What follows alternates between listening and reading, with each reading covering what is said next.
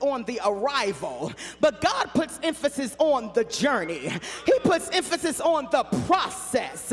I want you to know that you are born to be victorious, and your destiny is guaranteed, but there's a journey of things that you're going to have to go through in order to get where God says he's going to give you. The Bible says that God brought them to a place of rest. It says that God brought them to a place of rest, and immediately they begin to murmur and complain. Immediately they begin to get frustrated and wonder if God was even with them. Now picture this. God had already delivered them, and he had brought them through the Red Sea. Parted the Red Sea and allowed them to walk through it. They looked back and saw their enemies devoured right in front of their eyes. They were in a position where they had nothing, and God every day provided for them and dropped manna from heaven and allowed water to come forth to feed them and provide nourishment to them. And then they finally get to a place of rest, a place of covering, and immediately they begin to complain. I get tired in the in-between time. Anybody ever get tired in the in-between time if you ain't scared to admit it? But while you're there, I got 3 points to share with you, and then you can go have your brunch, okay? I'm just going to share these 3 points with you. And the first thing, that if you're on the journey and you really want to experience victory on the journey, you got to get your head right. Look at your neighbor and say, get your head right. See, you got to realize that the things that have happened to you were not designed to block you. They were not designed to stop you, but they were intentionally established by God so that you would be where you needed to be at the right time to get what he has in store for you. We see in our text here that even though God had done something great for them over and over again, they were still irritated and frustrated. They said to Moses, why did you bring us to this place with no water? They begin to overreact. You know how you get when you get frustrated. You begin to overreact, and they begin to cry, we're going to die of thirst. We're going to die right here of thirst. Us and our animals, all of us, we all about to die right here because you done brought us to a place where there is no provision. How many times do you go into a panic and overreact when you already know that God has brought you where you are right now? How many times do you lose it instantly? The first sign of something going wrong, when you know that God has kept you every day of every month of every year of your life, and then you get to a point where you don't see nothing happening and you begin to flip out. See, the funny thing is that they had been in a dry place before. That they had been in a place where they didn't have any provision before, and God had made a way. Can you testify to your neighbor and tell him, I know you're going through it, but you've been there before. I know you're depressed, but you've been there before. I know things not going exactly the way you want them to go, but you've been there before, and God made a way out of no way. God knows exactly where you are and what you're going through, and he's already prepared your way of escape. It might look like it's going to kill you, but as long as there's a promise before you, you're going to live. Nudge your neighbor and say, get your head right.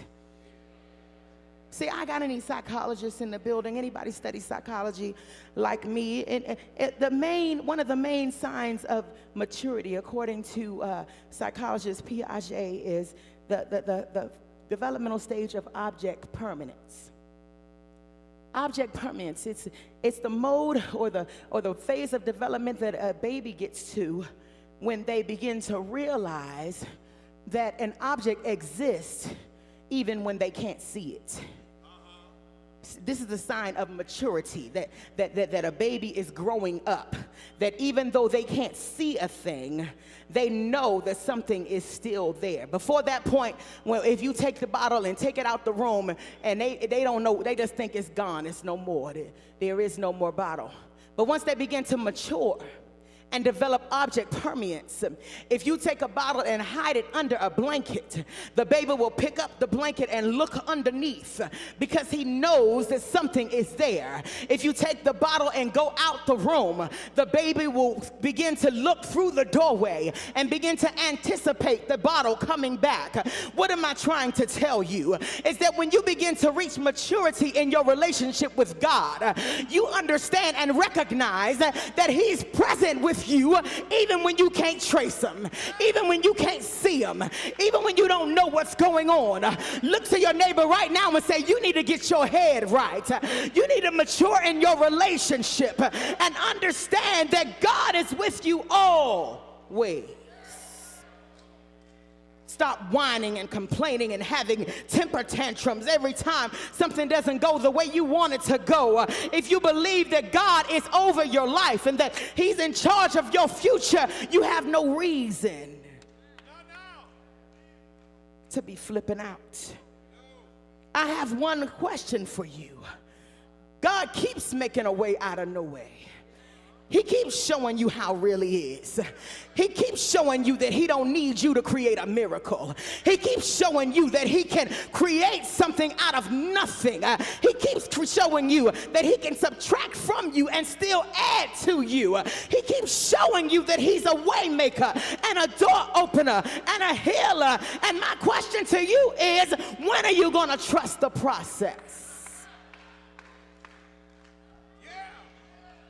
Look at your neighbor and say, when are you going to trust the process? And I hate to let you know this, but the children of Israel continue to go through this same struggle because they continue to need to learn the same lesson. And I hate to tell you right now that you will continue to experience not enough until you get it in your head that he's more than enough.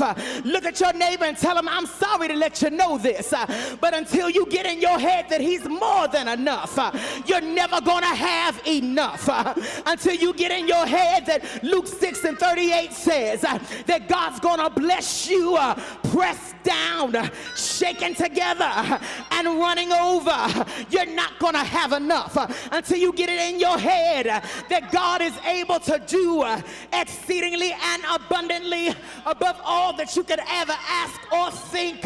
You're not gonna have enough until you get it in your head that Philippians 4:19 says that God shall supply all my needs. You're not gonna have enough. Look at your neighbor and say, get your head right. Get your head right. Get your head right.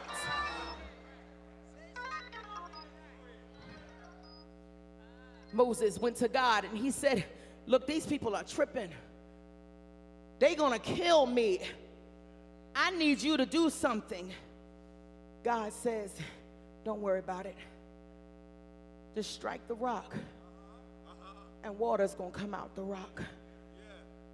Now, I need somebody to get excited about the fact that God has blessed you with some stuff that you didn't even believe him for.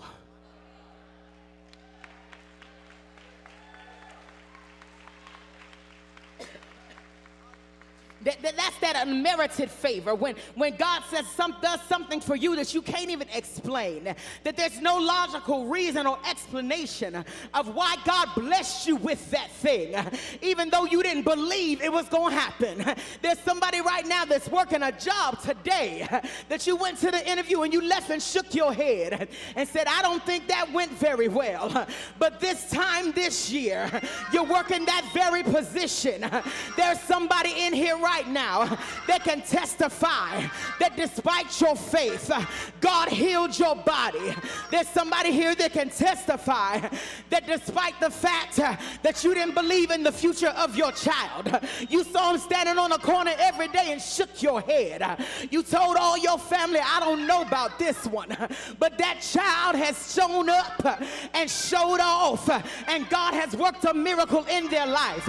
Just look at your neighbor and say right now that sometimes God will bless you despite your belief. You got to get your head right.